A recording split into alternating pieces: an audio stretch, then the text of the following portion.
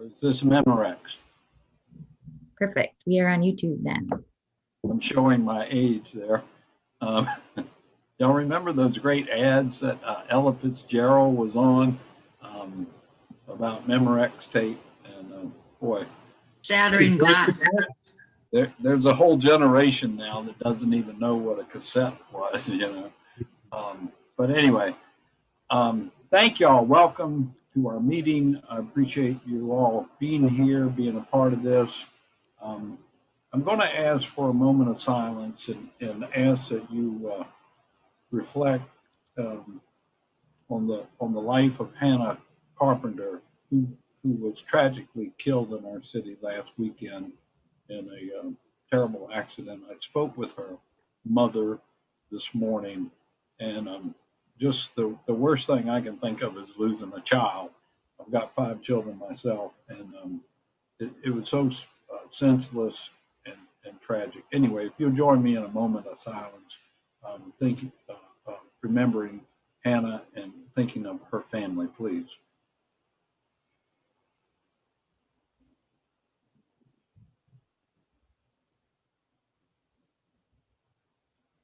Amen. Thank you very much.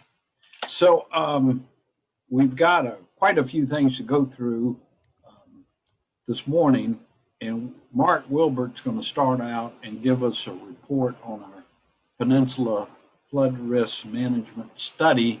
If you want he's going to give us a shortened version of this. If you really want the full story, you can join our City Council workshop meeting at 3 o'clock this afternoon and get a 2-hour version of this. But Mark's going to give us a much shorter version. Mark? Yeah, I wouldn't miss that for the world if I were you all. But anyway, so yes, this afternoon at 3 o'clock, City Council, and we'll be involved in a workshop with the Army Corps of Engineers, the Wagner and Ball team, and some members of city staff. And really, it's designed to kind of update City Council on where we are with the study. The Army Corps is going to release where they are with the study. Wagner and Ball is going to give a pretty in-depth report of their thorough review that they did of this study. And then I'm going to talk a little bit about the future direction that the study needs to go to get to the end. A couple of exciting things coming out of it is the Army Corps will announce that they're shifting from an EA to an EIS, which was almost unanimously desired by the community. So they went ahead and did that at a great expense to the federal government, I would add, to do that, and an extension of time, which is not normally given. And we were able to get that here in Charleston. Looking forward to that. They'll update their timeline, so it's essentially a 7 months push out. But the big thing, I think, for the workshop, hopefully, is that we can talk about how we use this project to build a more resilient city. And not to be, an alarmist, but if you look at what's going on in Texas right now, that is all about resilience. They had, their infrastructure was not designed for the new realities.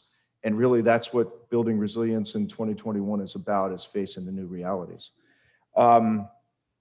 The last thing I'll add on this topic is that yesterday we had an interesting, we're going to put a citizens council together if it gets through council on Tuesday night.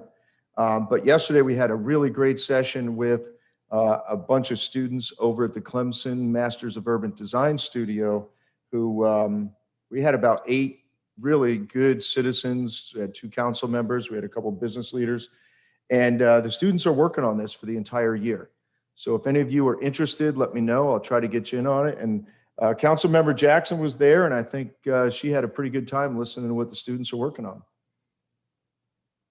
Yes, that's a lead in. I'm always thrilled to know that we're passing batons to amazing, creative, innovative people, but that session yesterday just, demonstrated exactly the kind of talent and dedication and creativity that I think we're all banking on. So it was fun, and it looks like a really well-organized program. The students are going to have a 1-year master's degree in in urban resilience planning. In addition to, I mean, I saw Kim Morganello there, who's already, you know, a highly regarded living with water, living shoreline expert. And so I just feel like we're building expertise that's going to be, you know, dedicated to Charleston, and that's what we need. That's awesome. Yeah, it Terrific. is. It's really interesting. It's going to be fun to watch. One other update I'll provide, and then I won't have anything else to say, is that many of you may have heard last Tuesday at City Council, the City of Charleston was involved with a group that were applying for a NOAA grant to study urban heat. And I'm pleased to announce that City of Charleston was selected, one of 10 cities in the United States. And we're the smallest in the United States. And it's going to be a fun effort. It really is going to be fun. It's a 4-hour effort that we're going to do with a group of folks that NOAA's paying for. This is obviously no cost to the city. We'll rally up some volunteers to get out there. Hopefully we can get some schools involved, students and their parents. And we're just going to go out and take some temperatures in July and see what the urban heat is doing to our city. And then this group will go back and map it. So that's exciting. More to come on that. But I think yesterday we got the formal notification that we were in one of the selected cities. That's pretty- awesome. That's excellent, Mark. Thanks. Yep. And I'm ready for a little bit of that warmer weather. Just take the rain away and bring the warm weather. I think we'll all be happy. Yeah, exactly. Well, that's great. Great news. Thank you, Mark. Any questions for Mark on any of that? And again, if y'all have the time or interest, really will be a full presentation on where we are with the core and that resiliency plan this afternoon starting at 3. Okay, so thank you. Many of y'all have been involved in helping with our climate action plan engagement, public engagement and input. Katie is going to next give us an update on where we are with all that. Katie? Great, thank you, Mayor. Sharing my screen here.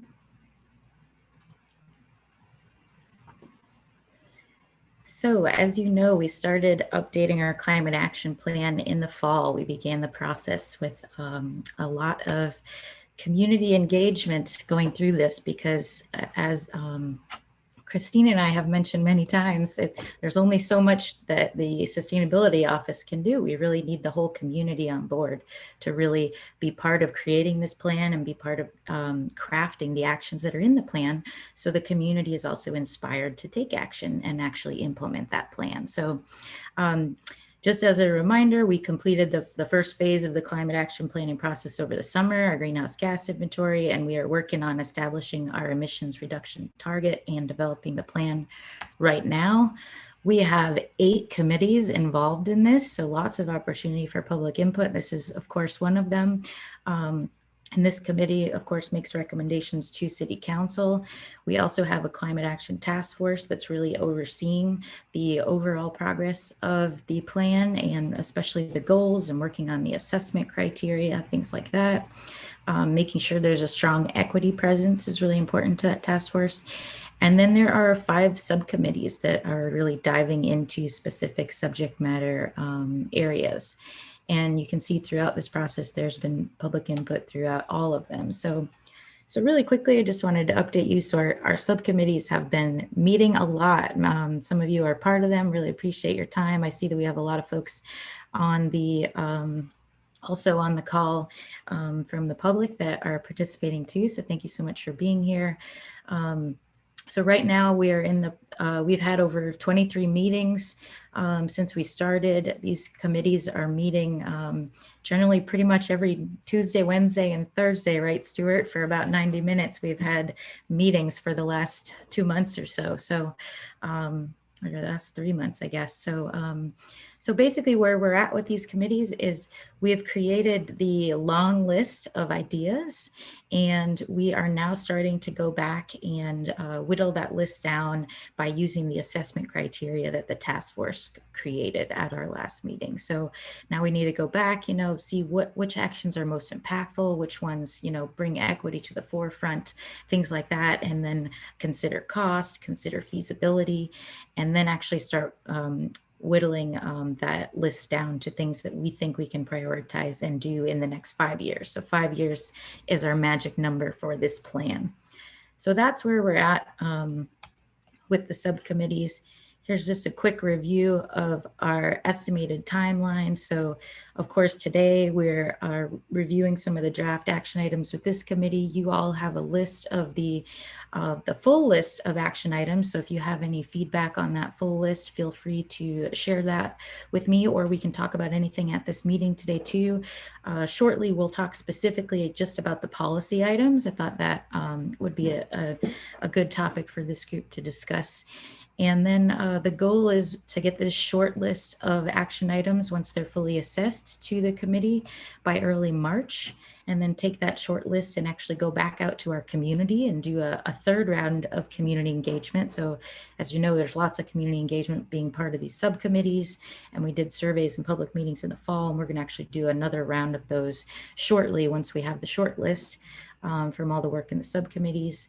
And then we were hoping to get that final draft right after we get the final round of community engagement, start working on that and including that engagement feedback, and hope to have a final draft action plan to you by mid to late March.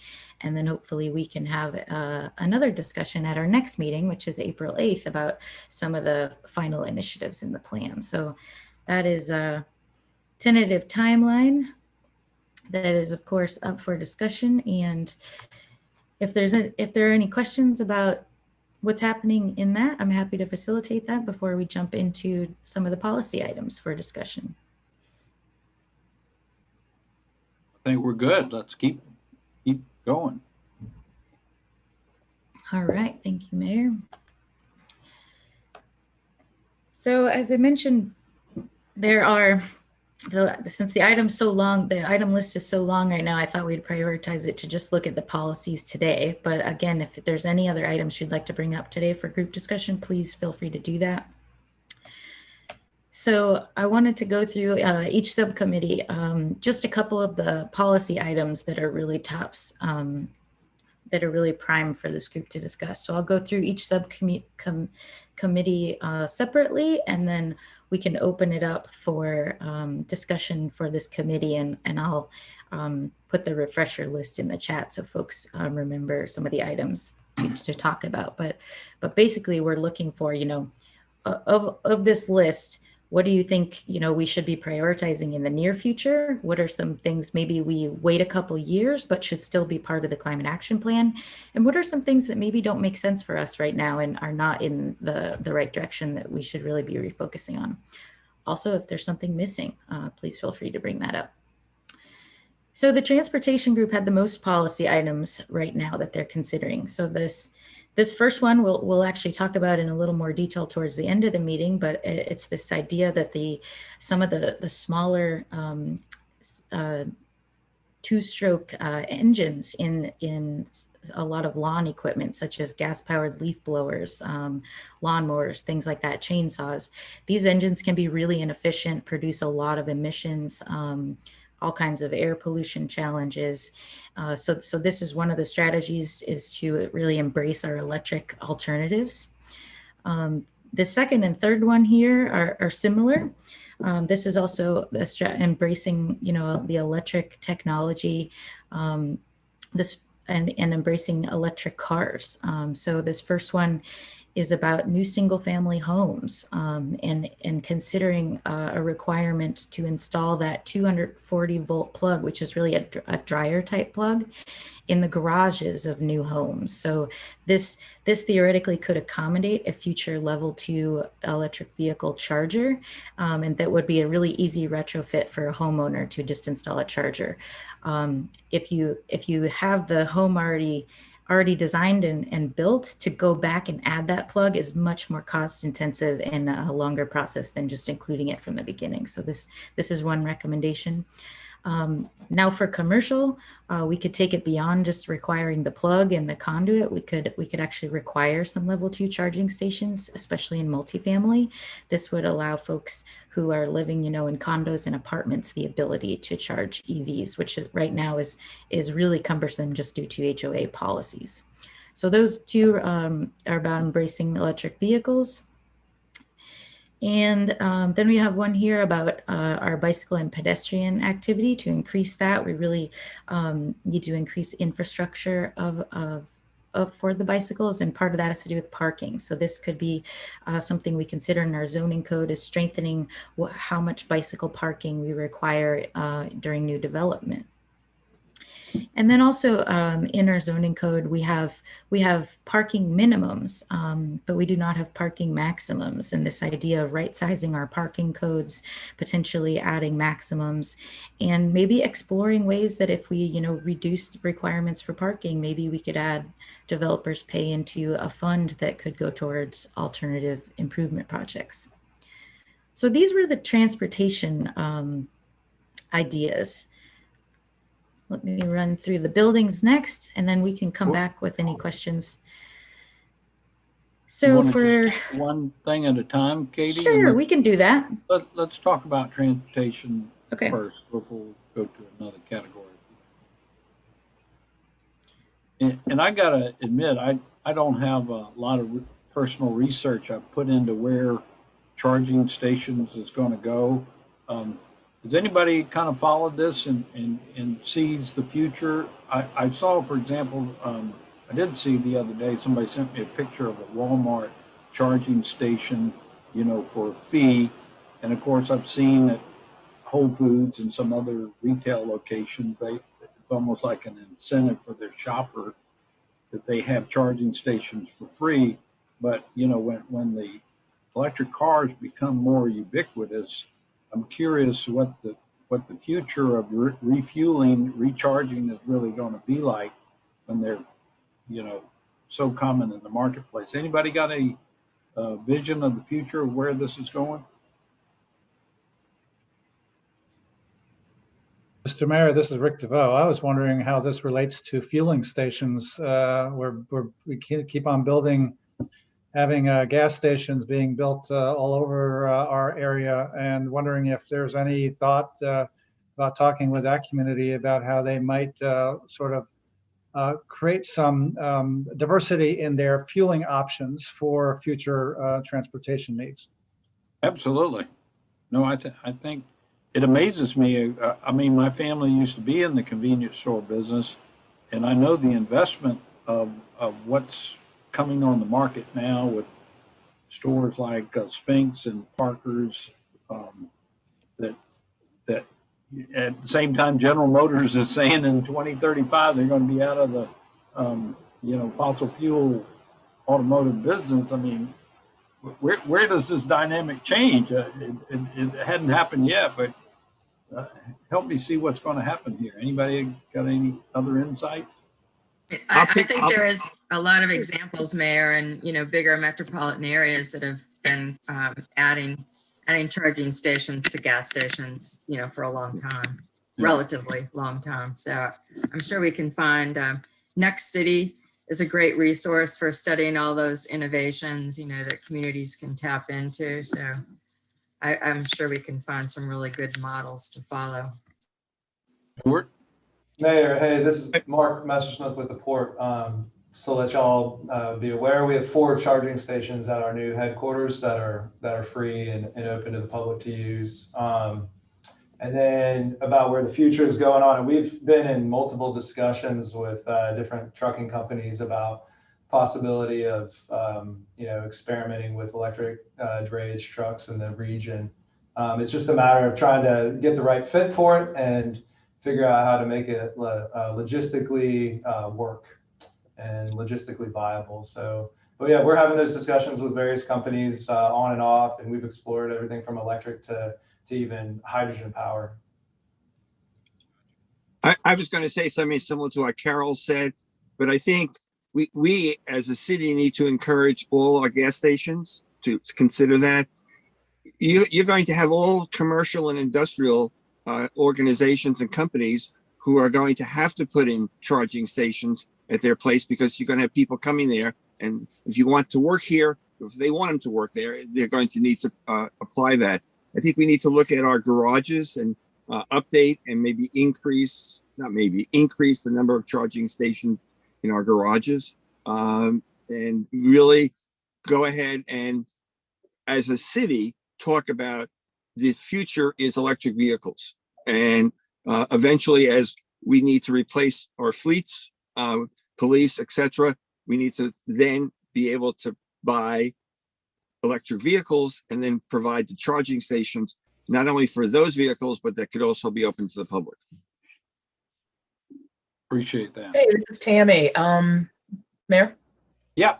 Hey, Tammy. Hey. Thank I you put a for- link to Plug in America in the chat because you actually have a map of all the, you can search by location for EV stations. I think from a policy perspective, thinking back on my days in county government, if looking at the requiring EV charging at a regular fuel station, I don't know any anymore that don't sell other things besides gas. So I think you have a business argument for bringing those EV drivers to that gas station.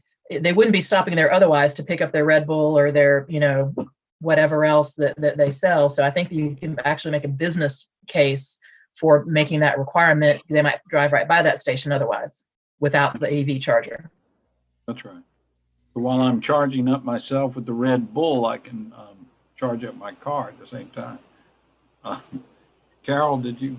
I was just going to say, we have a local owner company, Blue Water, that I think they're expanding. I just read that they're building a brand new station out in Somerville area. I know both those people. I'm sure we all do. So that they might be a good company to start with, to just see if they've already looked into the business model, and if not, help them do that and sort of use them as our guinea pig. But I'm just curious from a marketing point of view, and from a policy point of view, how this is going to work. Is the private sector going to really step up to the plate, or is it necessary to start requiring in our building codes that these outlets be put in garages and in multifamily developments? Any thoughts on that? This is Christine, Mayor. I do think that we need both the private sector and the public sector coming together on this. Part of the issue is timing for climate change, and the more that both of these groups can work together and bring to bear the policy and the economics together on this, the faster we'll get there. And the better off humanity will be. That's, the economics are rapidly changing. Solar and wind are going to overtake fossil fuels very quickly. The energy companies see this happening, and they are going to be encouraging solar and wind and discouraging fossil fuels because it's just going to be too expensive for them to produce energy via fossil fuels. We've already seen natural gas take over coal. Renewables will take over natural gas. This is the economics of the future, and we need to be ready to have plug-in stations, especially in commercial and definitely in households as well. And the EPA has a new EPA Energy Star home system that they are rolling out as we speak. So, the tools are there. We just need to go. Gotcha. All right. Well, seems to me it might be a good decade or two coming up for electricians. Is there any, I don't know if there's any special training needed on something like that, but you could almost have a business model around adding charging stations, couldn't you? Something to think about. So any of those other, anything we're leaving out that y'all would like to add to Katie's list? Tammy? Yes, sir. If you would just clarify the first item, first bullet I think was on gas blowers and other small tools like that. Is that meant as a suggested action item for the city to move away from those, or are you looking at a broader ban, so to speak? Could you please just clarify, and it might need that in the wording as well, what the applicable audience is? Yeah, I've asked Jason Kronsberg to look at transition for our own staff and equipment. He's spec'd out this kind of fancy charging trailer so that our landscaping crews will be able to convert over the next couple of years to electric. But I think it was a broader intent, wasn't it, Katie, that we would talk about, and is actually specifically on the agenda here today on Councilmember Seeking's request, a broader approach to ask our citizens to convert to electric as well. But my question would be, where do we draw the line? I mean, are we picking on gas blowers? Where do you stop? You can get electric powered trimmers, chainsaws. They have just about everything now in the hardware store. Where do we draw the line? Are we just focusing on leaf blowers because they're a little noisier than the rest? Katie, wasn't it the emphasis on commercial as well as our own city, contractors? But I think that would be Councilmember Seeking's recommendation, is that we enact some, local law that restricts gas blowers used commercially. But not for homeowners? That'd be a second tier, I think. I can tell you that MUSC has already transitioned mostly. We do use a lot of electric equipment in our grounds.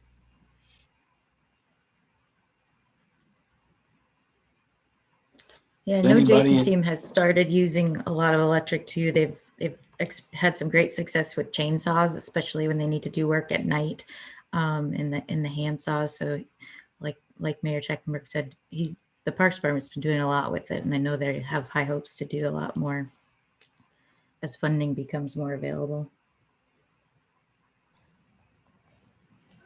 Katie, Mark here again with the port, and before we get off transportation, if we're going to be getting off that soon, I just want to make a point here that it seems like we're leaning heavily on EV, electric, as though it seems like it's the only option here. I think we need to keep it open to alternative fuels as well, compressed natural gas, liquefied, hydrogen fuel cell technology.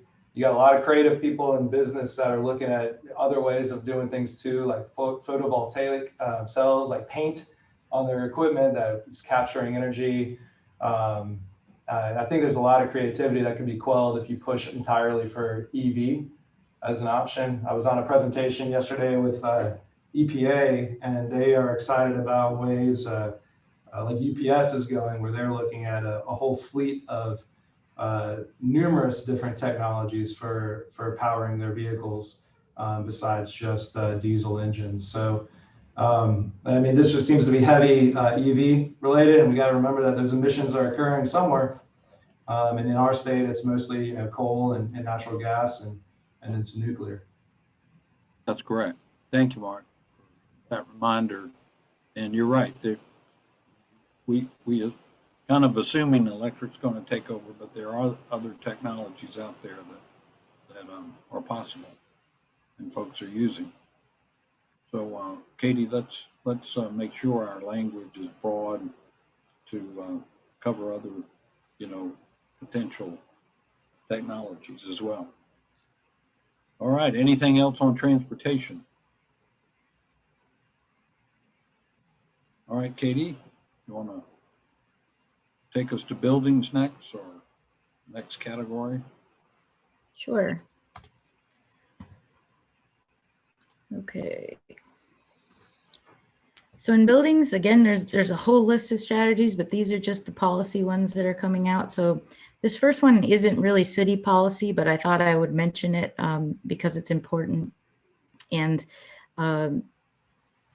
it's really about our energy code. So one of the best ways to make a difference and reduce emissions is actually to strengthen our energy code. We are the state of South Carolina is still using, I believe, 2009 energy code, which is far outdated and is not up to the same par as the other building codes or electrical codes, for example. So advocating for the energy code to come up to speed with other codes and aligning that with carbon neutrality, I think could be an opportunity, especially for some of our elected officials, if that's something that you're interested in supporting. So again, this wouldn't be a city code, but this would be state policy.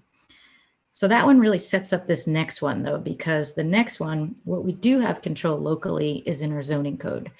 And we have, it is possible to include some sustainable construction requirements in the zoning code. For example, we already have the Upper Peninsula Zoning District that offers heightened density bonuses if a developer were to achieve LEED Gold certification, as an example. So we can put some building certification programs and some of those larger items into our zoning code if we would like. And these could be some things that could be required, or we could continue expanding incentives. So I think those in itself could be two different things that are worth talking about today. Do we want to consider requirements, or I'm not sure why this just restarted, or is it better to stick with incentives? And then the third one, which give me a second, it's coming back here. The third one is about disclosing utility data. So this is also something that a lot of cities have done, and it's also possible that this could potentially also be a state code thing. But this is about, you know, when you sell a property, you disclose, you know, what that utility usage is. And this helps sellers identify, you know, first of all, what am I getting into in terms of a utility bill when I purchase this property or when I rent this property, so that they're familiar with that up front. So this is also a pretty common one. And this too, like I said, it could be state, or I think it might be more like a state than a city, but I'm curious what other people think on this. I'm not 100% sure, so.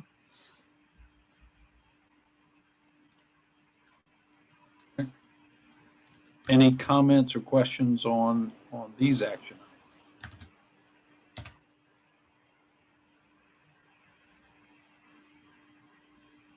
What do y'all think about that issue of a requirement for sustainable construction, as opposed to just offering incentives to where it'd be nice if you do it, but you don't have to?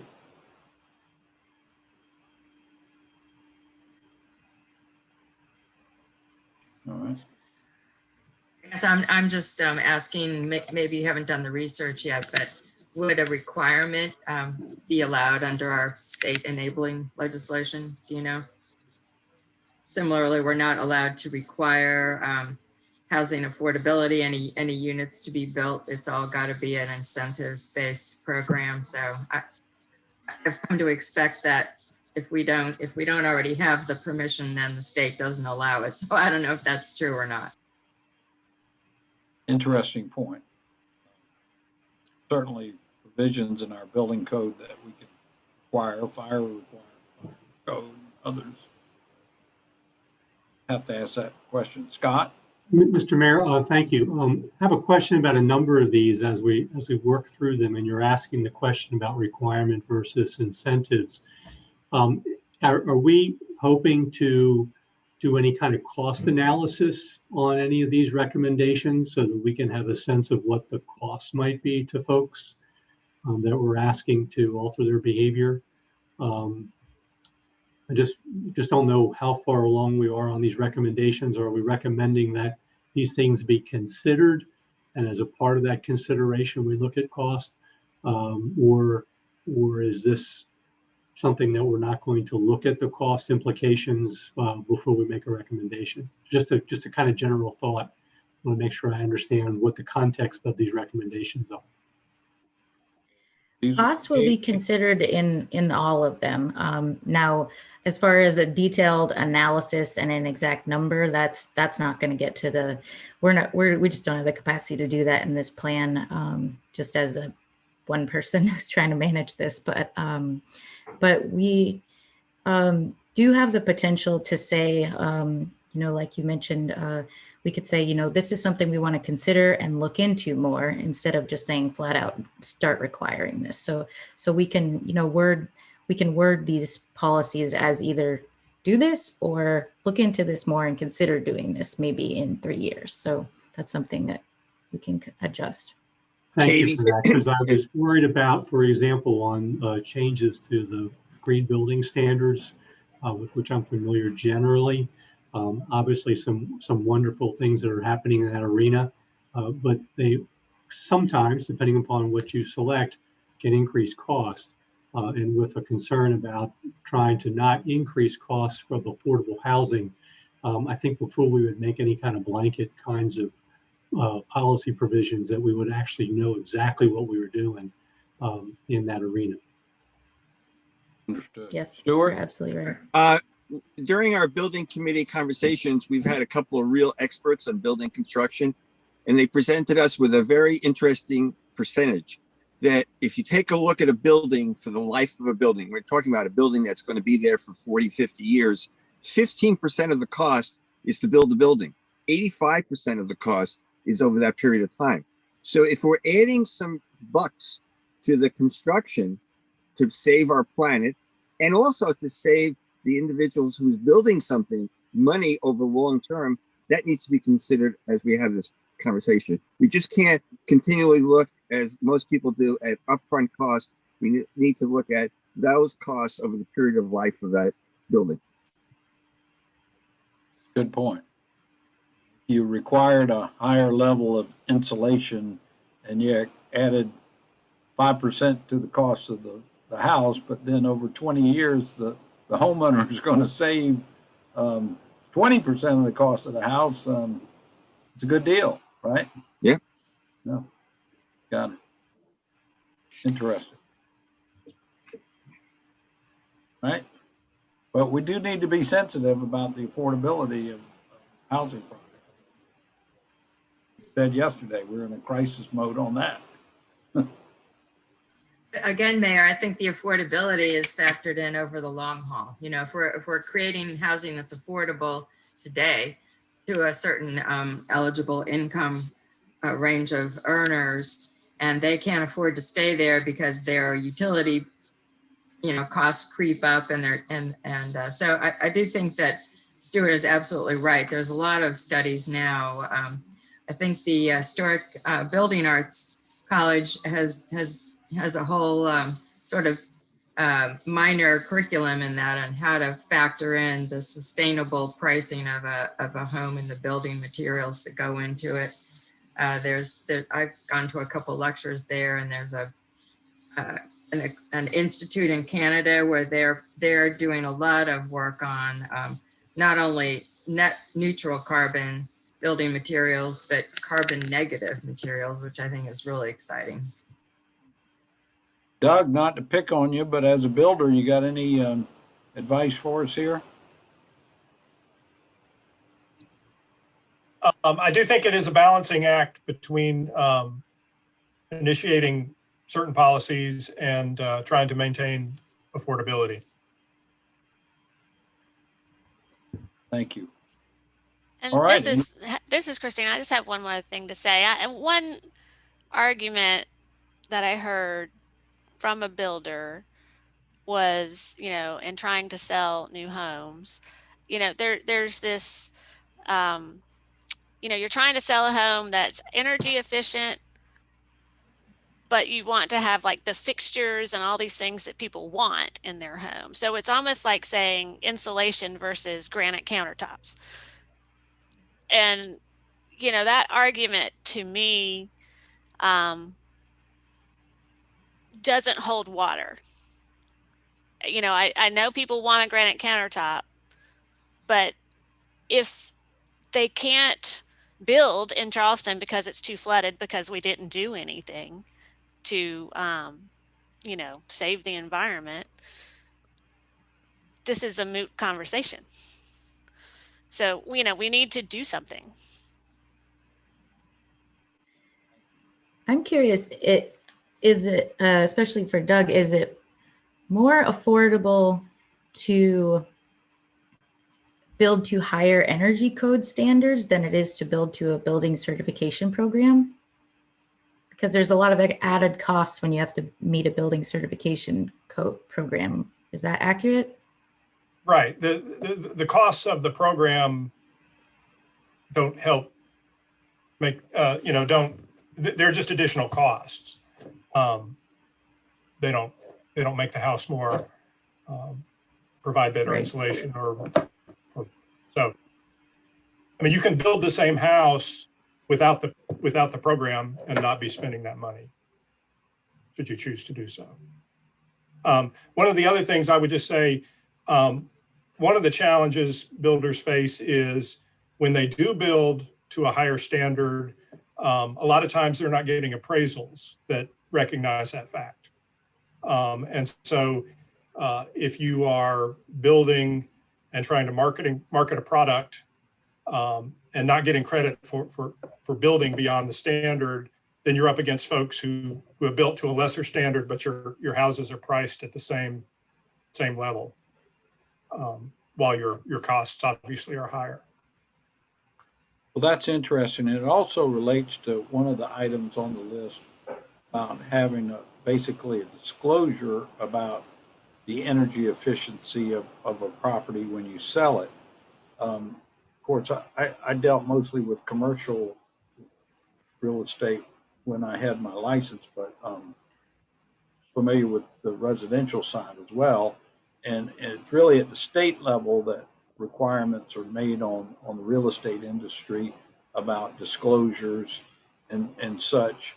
And often you bought a house and you ask the former owner, well, what were your utility bills like? And you might get the agent to give you a copy of their bills, but really depends on where they set their thermostat and other things as to what their bills run.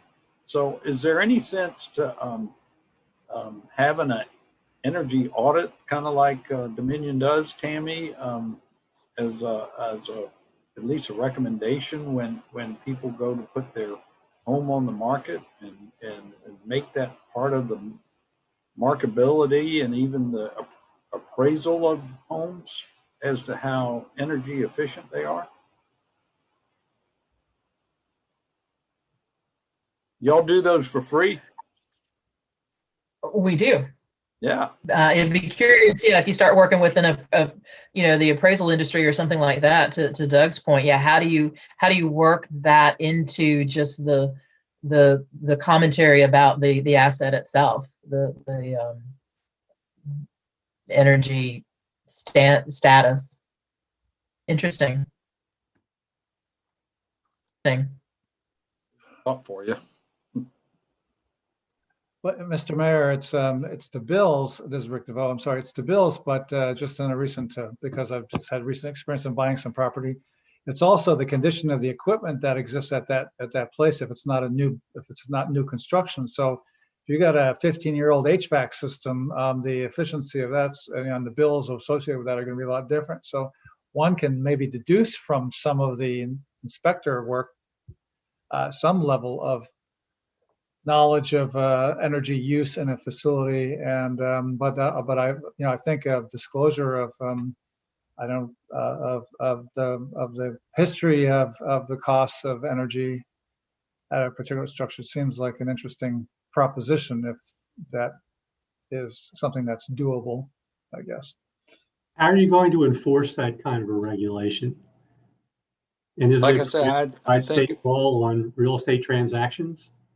I mean, I don't know that for sure, but I would certainly want to explore whether we aren't getting into an area that isn't preempted by state law. no, I said at the beginning of my remarks that a lot of those kinds of disclosures are required at a state level, not at a municipal level. And you got that fancy sheet you have to check off all your disclosures now. Those are all required by state law. So That's right. I think it would have to be done at some kind of state level. Yep. LLR would have to endorse it. That's correct. Anyway, just a thought. I do think it's a recommendation in the energy efficiency roadmap that the state just published. Oh, good. Perfect. All right. Anything else, Katie, or anyone on the building policies?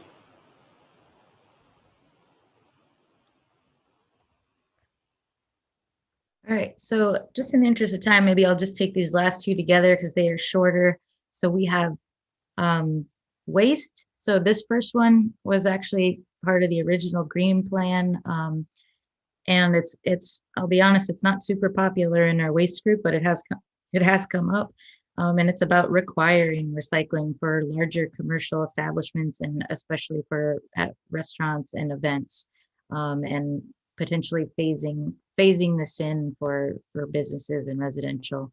The example is, if you there are some establishments you can go to right now and have an aluminum can and there is no place to recycle it and you're forced to throw it away. There's a lot of talk about increasing, just making recycling easier for folks, but it still is a challenge at some of the larger commercial places. Then this second one here is not really a citywide policy. It's more of an internal city policy, but it would be establishing sustainable procurement practices for our operations, which just how we purchase things and what we purchase, just thinking about them with an extra lens. And then our carbon sinks group. This group is all about ways we can sequester, capture, store more carbon. So think of a tree, how it captures carbon. So this first one is all about making room for our marshes to migrate. So this is something that our comprehensive plan team is actually digging through a lot of data on right now. And it's about looking at our land use policy to make sure that as our sea rises, there's room for these marshes to move so they can maintain their healthy ecosystems. So these are some things we need to think about in land use that the comp plan team is working on.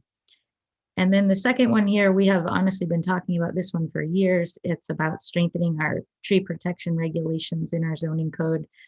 We had a great study that was completed in 2018 called Trees to Offset Stormwater, and there's a whole report on recommendations, and there are about 6 of them that are related to tree protection and tree planting regulations for private development. So those are the last of the policy pieces, if you have any thoughts on those. And then I just had some quick information about the leaf blowers too. Katie, may I make a comment as Rick DeVoe, since I don't work for the state of South Carolina anymore and I'm speaking as a private person. I don't know how to deal with this, and I know that this is probably a controversial thing to say, but I do think that I'm just so concerned about the fact that when a tract is developed, that it gets clear cut as opposed to selective cutting, so that some of the canopy or some of the vegetation can remain on the site. And I'm sure there are lots of reasons, and there's size matters, of course. Bigger tract may be more accommodating. Reaching maximum economic benefit from a particular tract is also, I know there are a lot of concerns, but I don't know I don't know if there's any way to deal with that. I'm just raising the fact that as we continue to, we're losing our forests. They're disappearing for a lot of different reasons. And if we keep planting crepe myrtles and palmetto trees, we're not going to get the return on what those trees provided to us in the first place. That doesn't count for me. And this is a big one, in my opinion, for this hope, not just for Charleston, but for everywhere, is that we have to figure out a way not to keep a property owner from cutting down one tree on their property because they got an issue with it, but on a broader scale, how do we maintain some of this canopy or try to be a little bit more selective about how we manage the resource? Anyway, that's my personal comment. Not affiliated with any organization I am with or has been previously with. Well, it's a point well taken, and I think most of our tree ordinances, they deal with the diameter, the inches of a single tree, and not looking at the broader view of the ecosystem or the total canopy, as you say. So that's an excellent point, and I would think we should address that as well. Thank you. Carol? I was just going to support Rick's philosophy about all of this. I do think just in, watching the way that we process land use permits, the original zoning request, subdivision requests, and then the site permit itself, we really have gotten pretty comfortable in the normality of a variance process. We have a whole group, the BZA small design or site design group, and the majority of the cases that they hear, in my observation, is the developer asking to have a variety of trees, given a variance for removal. And so I do feel like it's sort of, we've created a mindset that it's okay, to say yes to the removal of trees. And I think it needs to be the inverse. I think we need to make it as hard as possible.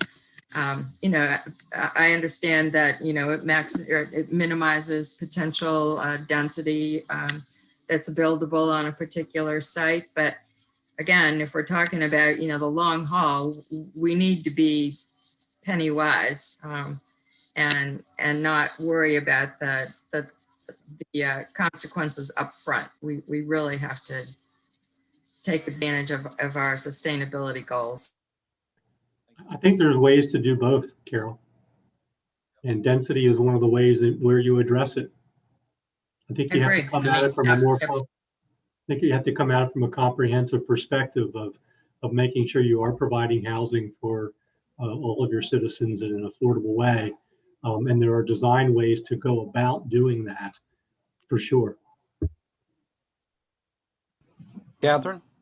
And as somebody who's written a few tree ordinances in my day, I haven't looked at yours recently, but you can certainly build in a chart or of what are the allowable species, and you could work those around which ones would have the most eco benefit, and include that as basically what they have to stick to in terms of new landscaping and everything. So most of the communities I write them for, we put in kind of a here are coastal native species, and at least a certain percentage of them have to be that, so that you don't get crepe myrtles, and also require canopy coverage. Yeah, I do think we do a pretty decent job at that. I've looked at a couple of recent permits, and the trees that are recommended for replacement of a removed tree are all the species that we would want to foster into the long term. Any comments on the thought of requiring restaurants and large events to mandatory recycling?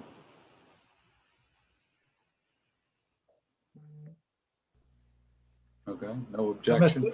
Mr. Mayor, may I make a comment about that? I know a few of the vendors who are downtown. I like my beer. Let's just put it that way. And I am so perplexed at the amount of cans and bottles that are generated through these establishments aren't recycled.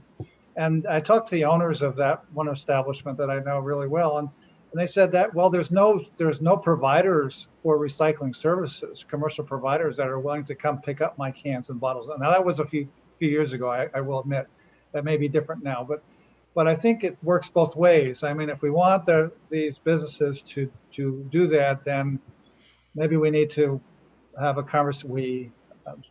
I'm putting myself in this, but maybe we need to have a conversation with the ones who are the recyclers, the ones who have to pick it up, to figure out ways that it can be done in a try to get cost effective, but at the same time meet the goals of trying to recycle this material, which ends up in our landfills, which costs us in a different way, ultimately.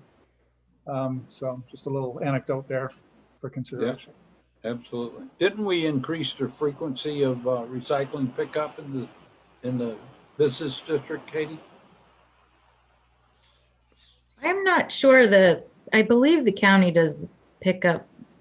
I think they do it every other week, but it might be different for commercial. I'm not sure, but I know it is included in every business can get recycling from the county, technically Yeah. for free because it's included in their solid waste fee. I was Yeah. unaware of that. I'm sorry. Yep. I think we increased it in the central business district for that very reason, in cooperation with the county. But we can check on that frequency and see if we can improve on it. Yep. And there's And most businesses would actually save money if they recycled, if they are paying for their trash service. Right. You know, they might have a dumpster and they would pay less for that. So that could be an alternative to the policy, is helping them realize that they could save money by recycling more and composting more. Talk with Meg about that, because I think we addressed that, at least in our central business district, elsewhere. But again, in our central business district, we provide a service unlike almost any other city in the country and have daily commercial trash pickup. So we certainly should require our customers that are getting daily pickup to recycle, in my opinion. I mean, we're really making it easy for them not to recycle by picking up every day. So we got to think about that. Good to think that. Yeah. All right. Any other thoughts on waste or carbon sink? All right. So the other item on the agenda, we've really already talked about a bit, the gas-powered leaf blowers. Councilmember Seekings requested that, and I'm not sure he knew we were going to talk about it anyway. So anything more about gas blowers? I'll just give you a little bit more background on these just really quickly. You know, we're at time here, but you know, lots of studies just showing how these leaf blower emissions, it looks like a tiny machine and it actually, you know, produces a lot more pollution than pickup trucks. And so just some background info.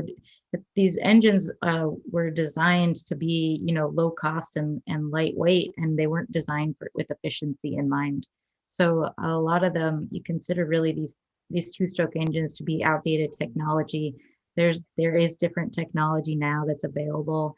I'll go into these in a moment, but basically there's a huge public health danger, and it's actually coming in 3 different forms. So there's air pollution, there's both the emissions pollution, and there's also major dust particle pollution, and that part doesn't go away with the gas blower disappearing. There's also just really dangerous decibel levels of these. I'm sure everyone has been, you know, not even near a leaf blower and just felt their eardrums shake a little bit. So there are tons of jurisdictions across the country that have banned or restricted these. Here's just a couple examples of different ways people have done it or areas have done it. So in Florida, there's an all-out ban on the gas blowers that went into place in Key Biscayne. In Palm Beach, they actually only banned the gas-powered blowers on properties less than an acre, so the smaller, more residential properties. And in Chapel Hill, they just passed restrictions on the hours that the blowers can be used. So they were more focused on the noise pollution, I think. There's a lot of bans in California, of course. In Palo Alto, they banned them just in the residential zones. And an example in Santa Monica that sometimes we don't think of, that they've banned all leaf blowers, including electric leaf blowers, just because of that, you know, dust particles pollution too. So here's just some really quick alternatives that are available. So there are very price comparable electric versions to the gas powered. The electric, you can buy them cord or cordless. Of course, the cordless are more expensive. The gas powered still has power is the wrong word, but they're a little more powerful than the electric. So there is a notion that the gas powered are better for the commercial applications when you have really heavy duty leafs to push around. But that there are places there are commercial users that use electric and don't have problems with it if they stay on top of it. So these are example pricing from just Home Depot, Lowe's.com, showing some of these. The electric powered they're lighter, they're quieter, and of course they pollute less. There's also some options to, instead of using blowers in general, there's some options. So there's, such a thing as a leaf sucker or a vacuum that pulls the leaf in instead of blowing dust all around. Of course, there are some human powered leaf collectors. There's mowers that where you collect the leaves and then mulch them after that. You can, of course, do that. And then the old fashioned rakes and brooms. So there are some alternatives available. So just to give you some ideas, we can of course keep talking about this, but if anyone has any comments right now before we jump to the public comment period, please feel free. Any comments, recommendations? This is Rick. Again, I'm sorry I keep talking today. Okay. The thing about leaf blowers for me, I've always joked that if I ever ran for public office, my #1 priority would be to get rid of leaf blowers. But that's beside the point. I think there is a purpose for these machines. Well, my concern about leaf blowers is the fact that in several cases I've seen leaf blowers blow the leaves into public spaces and leave them there to be blown again by nature or cars or something. And I think that's a concern of mine. If they're picked up or disposed of as mulch, I think that's okay. But I think this is one of those issues. If we start going after two-stroke engines, then we're going to be entering that scary area of lawnmowers. And I love my gas-powered lawnmower, I have to admit. But it is a mulching machine too, so maybe I can have it both ways and use my gas-powered lawnmower to deal with leaves and not have to use a gas-powered leaf blower to deal with them. So anyway, sorry, just a little bit of comedy there, I guess. But I am concerned about leaves are nature's way of recycling itself, and we should use these materials in a recycling sense, in composting or whatever we can do with those if possible. Like this. A couple comments. Appreciate those comments. Stuart? I'd just like to make a comment about the entire climate action plan. One of the things that Katie continually reiterates is that we are going to present a plan that we can do, a realistic plan, where so many cities create a plan that they can't do. So when you see the action plans actually coming back to this committee, you're going to see realistic action plans that we can do. So. And just to follow on what Stuart just said, it'll be a plan that we can do. But, I just want to say, Katie, wow, you've done a fabulous job. I've been watching and being a part of it. And just think, just wanted to say this in front of this whole committee that it's been a lot of work and it's going to continue to be a lot of work and great job. And I do think that, a plan we can do is a plan that needs employees to do it. So, Katie is a one-woman show, and just want to remind everyone to, keep it in the back of your mind the next time the budgets come up, that, it takes more people to actually implement this plan. So just want to put that out there. Appreciate that. I'll chime in. Katie, thank you. You've been remarkable pulling all this together and herding the cats and just coming to us with these policy recommendations. Looks a lot simpler than it is. It's a long process, a lot of public engagement, so thank you for that. I did want to follow up on Rick's comment about the gas blowers. Can we ban folks, whether they have electric or gas powered, from blowing debris into the storm drain? Make that a criminal offense, if you will.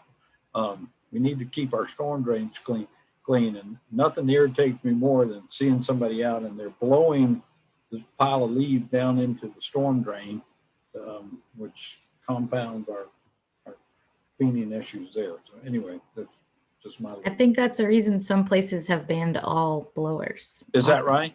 Yeah. Mhm. And just Well, allow the vacuums.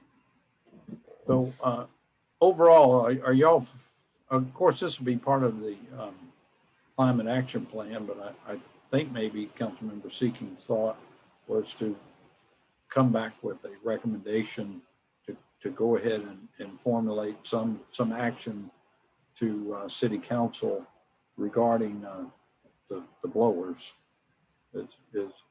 Are y'all of mind that we go ahead and develop a little policy to either set up some ban or timeline, time window that folks can make a conversion from gas to electric blowers? Kind of have consensus on that. Anybody object? I do. You do? Okay. Yeah. I think thinking about it, where we have 10 minutes ago, we're talking about requiring trees to be planted. So you require a couple of live oaks to be planted on somebody's third of an acre lot, and then tell them that they can't use a leaf blower. It's probably not the most advisable thing. This is me speaking, not the Port Authority. Right. Understood. Well, I'm not saying you can't have a leaf blower, but we want you to have an electric one rather than a gas one. How about that? As long as you don't blow it to the storm drain. As long as you Or a blow it, leaf sucker. Send it to the composting facility at East Ferry. You're good to go. There you go. We'll put some more thought into that. All right. So was anybody here from the public who would like to make a comment? Katie, are you capable of letting them share comments? I am. I don't have anyone signed up to speak or that provided comments, but if anyone on the webinar would like to provide comments, if you could just raise your hand, I'm happy to give you the mic. Okay, we have Mark Gold. Mark, you are up.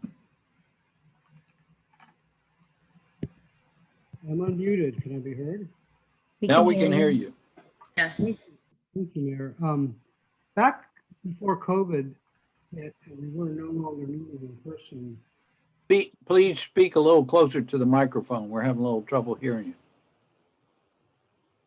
Back before COVID, Citizens Climate Lobby in Charleston was meeting with city council members with the objective of eventually getting a city council resolution in favor of federal carbon pricing legislation. I just wanted to remind this committee that we are still very much committed to this and look forward to meeting, Carol, with you and with Dudley Gregory and with Kevin Shealy and other council members to reinforce the point that Charleston, whatever we do, that's however virtuous it is not going to save the city if the sea level continues to rise and if weather continues to get hotter and you have global disruptions to the economy. It will affect us because we are an international trading. We're not a little sleepy little town by itself anymore. So expect to hear from me. I'd love to continue this conversation because I think Charleston should speak with not to denigrate leaf blowers or charging stations, but Charleston should be speaking with a bigger voice about the bigger issues that concern us all. And with that, I'll get off my soapbox and look forward to some private conversations. Thank you, sir. Appreciate that. Anybody else out there who want to? Elvin, you're up. Hi, can you hear me? Yes, sir. Yes. Hello, I'm Belvin Olsop with the Charleston Climate Coalition. And I'd just like to sort of echo Mark's point that the city has a powerful megaphone, that there's a bully pulpit. And I think it's sort of an untapped source of climate action that I would really love for city council to lean into.